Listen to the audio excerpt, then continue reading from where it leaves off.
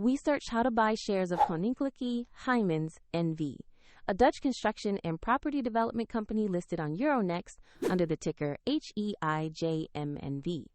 This video is educational and not financial advice. Always research and consider the risks. To buy shares, you need a brokerage account, and we will use eToro as an example to show the process. After registering, you must verify your account, typically with an ID document, and add funds before you can place a trade. Use the platform search bar and type the ticker HEIJM.NV to find the listing. Make sure you select the Euronext listing for Koninklijke Heijmans NV to locate the correct stock.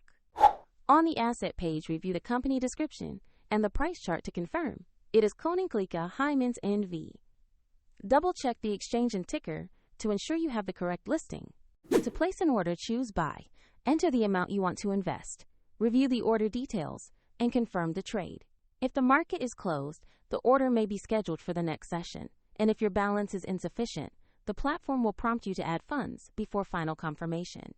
After execution, your position will appear in your portfolio so you can monitor it. For a convenient link to eToro, see the description below.